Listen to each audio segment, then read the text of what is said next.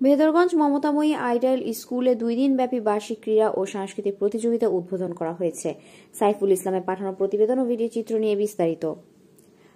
আজকের শিশু আগামী দিনের কর্ণধার, কাজেই শিশুদের শারীরিক ও মানসিক বিকাশ অপরিহার্য। আর এই বিকাশের জন্য প্রয়োজন লেখাপড়ার পাশাপাশি মাঠের খেলাধুলা ও চিত্ত বিনোদন।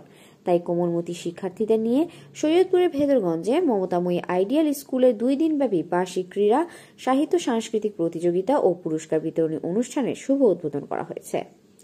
বৃহস্পতিবার 27 ফেব্রুয়ারি উপজেলার ডিএমখালী ইউনিয়নের চরচান্দা পুরাতন বাজার সংলগ্ন মমতাময়ী আইডিয়াল স্কুল মাঠে সকাল 9টায় জাতীয় পতাকা ও ক্রীড়া পতাকা উত্তোলন উড়িয়ে অনুষ্ঠানের শুভ উদ্বোধন করেন অবসরপ্রাপ্ত প্রধান শিক্ষক হাজী হুরুহুল আমিন সর্দার।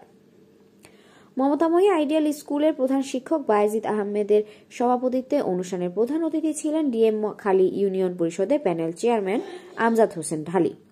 স্কুলটির পরিচালক মাহমুদুর রহমান জুয়েলের সঞ্চালনায় অনুষ্ঠানে বক্তব্য রাখেন শহীদ সিরিজ শিকদার, ডিগ্রি কলেজের সহকারী অধ্যাপক মোতালেব মিয়া, বিশিষ্ট সমাজসেবক ও শিক্ষানুরাগী দাদন মিয়া গাজী সহ ব্যবস্থাপনা কমিটির সদস্যবৃন্দ।